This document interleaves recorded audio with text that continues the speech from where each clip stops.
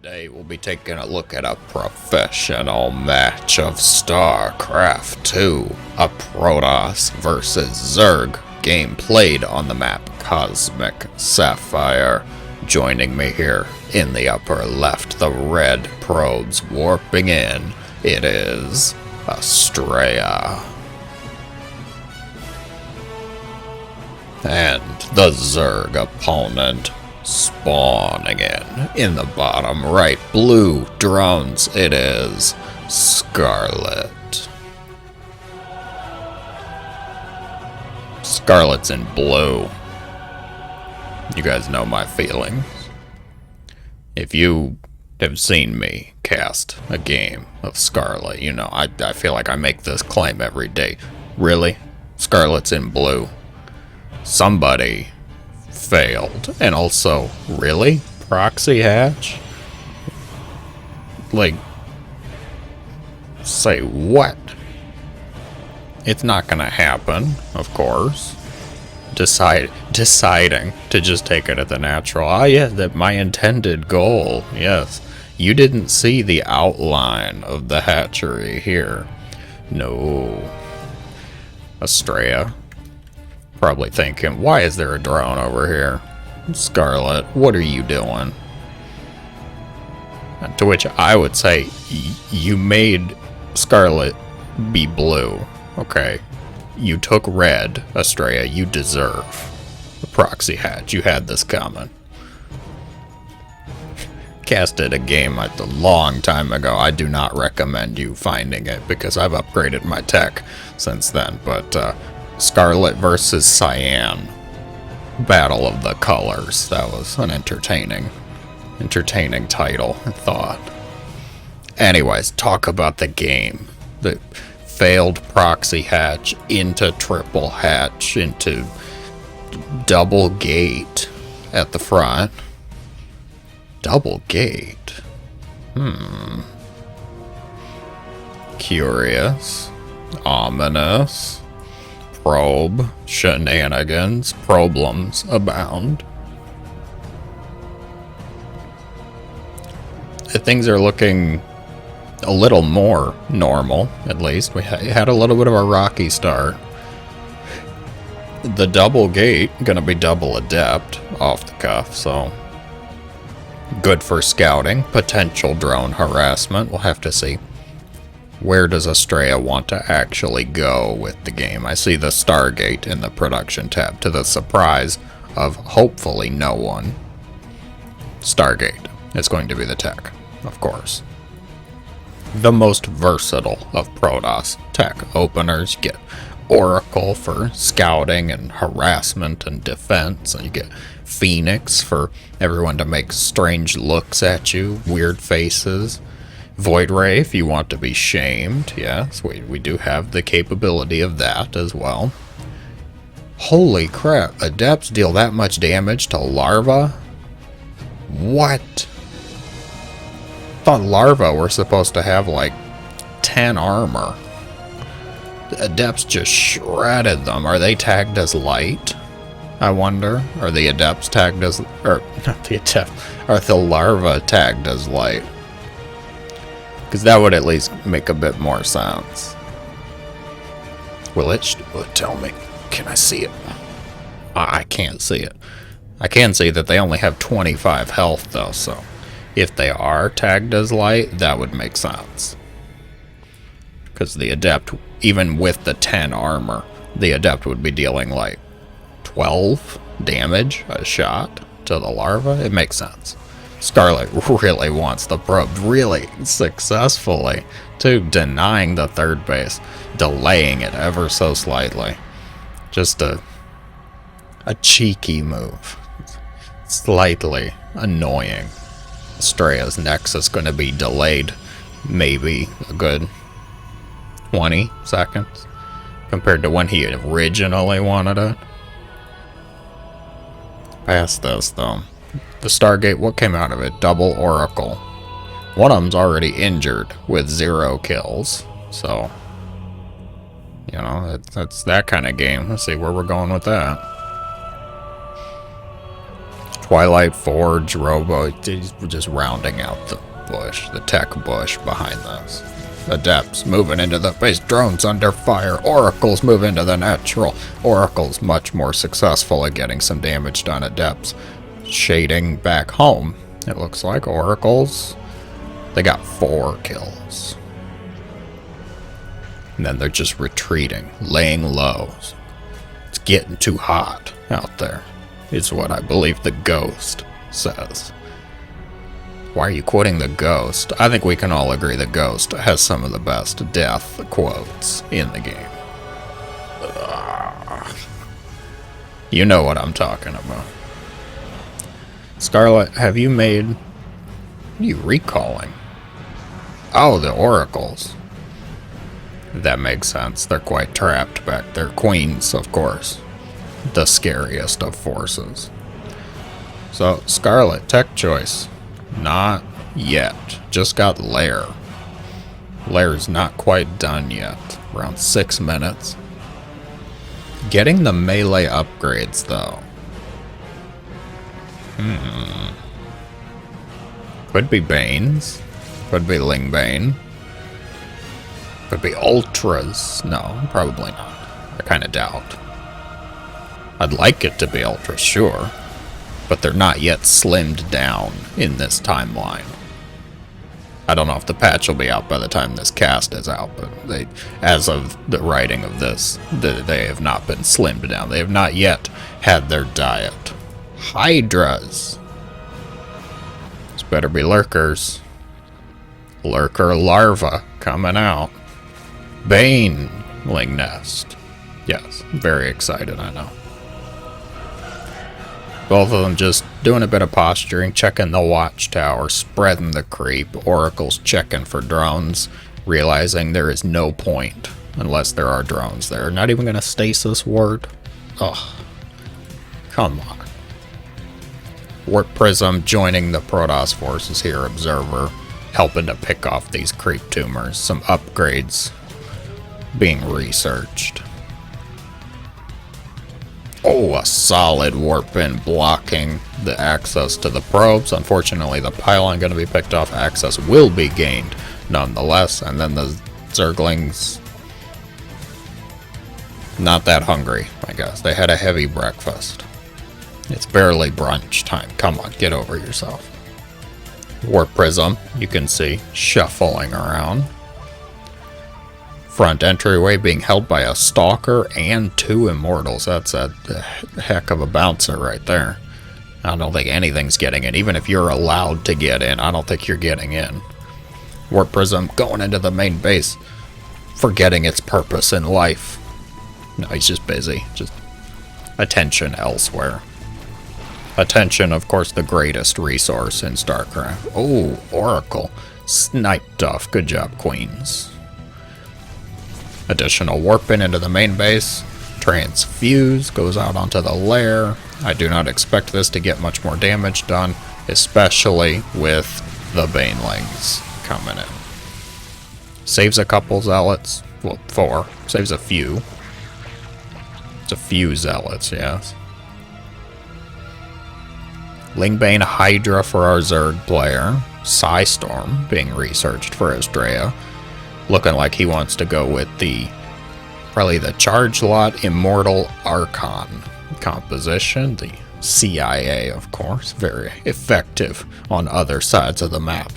Not like the FBI, where they can only operate on the home side of the map. Storm, of course, going to be a helpful splash damage assistance to that composition, because I say all those units, I tell you, Charge Lots, Immortals, and Archons. And what's your first thought? Well, if you're a Terran player, your first thought is, I wouldn't be caught dead playing Protoss, but the rest of you are probably saying, there's no splash damage in that composition. Archons. Do we really consider Archons reliable splash damage? Not really. Archons are much more used for their durability, let's say, their anger, their rage, keeping them alive and afloat as these little balls of energy. There's no real splash damage in the composition, though. So Storm is going to help round that out. You could go for Colossi if you wanted to provoke Vipers and then lose instantly. Disruptors, yeah, if there were Roaches, if there were Hydras.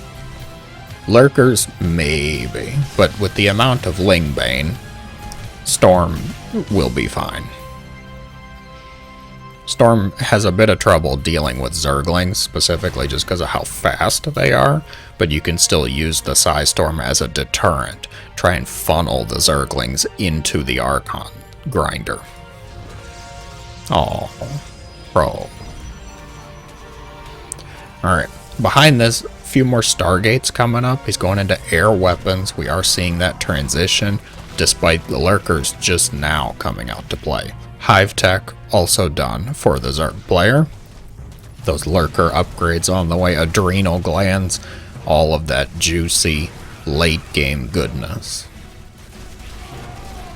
And based on the amount of damage that has been done, I'm gonna say we're in for a little bit of a longer game here, guys. Lurkers are already out. Scarlett is safe. Not going to... I don't expect this to really wipe the floor. Well, the Lurkers are quite clumped up, actually, and not a lot of defense. Reinforcing Lings coming in. Probes are dying. I'm not sure where. Maybe a Bane drop? I don't know. My eyes were over here. Ling's gonna wrap around and then quickly decide to come back. Storms onto the Banelings. Banelings trying to connect to Immortals, which is a little less than ideal for the Zerg player. Storms on your own army. Astrea. Yes, Banelings are scary. We can agree with that. However, if you storm a Baneling that is on top of your own forces, not only are you probably going to take damage from the storm, you're probably going to take damage from the Baneling, because they still do their explosion when they die. Rainy weather on the forecast for this game, apparently, along with carriers coming up. Archon count was reset, so Storm is the only effective splash damage he's got at this point. Charge lots make their way to the other side. Drones gonna be evacuated right through the charge lots and then back to work, despite the threat still existing. Finally, the Queens are here, saving the day, thank God. Astrea looking to replace the army units with better, scarier, more OP army units. The carriers have come onto the field. Scarlett taking another base. Tech from Scarlett, anything new, anything we're adding? No Spire. Might need a Spire. No Spire yet. May not know about the carriers. A little bit of a battle over here, just charge lots, it looks like. Trying to deal some damage to the base. Trying to see if they can deny the gold base mining. Spire is on the way. Corruptors, of course, rather mandatory to deal with carriers. What if you didn't want to go Spire to deal with carriers? Other than just saying GG, maybe Infestors? Infestor Queen, maybe? Neural Parasite, Microbial Shroud, dare I say? Oh, yeah, I said it. A lot of Lurkers on the field. Hydras, they're going to be helpful versus picking off the Interceptors, but if they try and engage the carriers directly, I don't see it going very well. The amount of things dying off here. Lurkers killing off a lot of the probes over here, of course. Zealot run by, not going to be successful on this side. Tension heating up, actions all over the map. The Nexus going to be destroyed. The Hydra is very aggressive, ambitious, trying to provoke the carriers. Do not recommend. Spire finished right into Greater Spire. Second Spire coming up right next to it. Why spread your spires out? No, goodness, no. Spires, of course, very social creatures.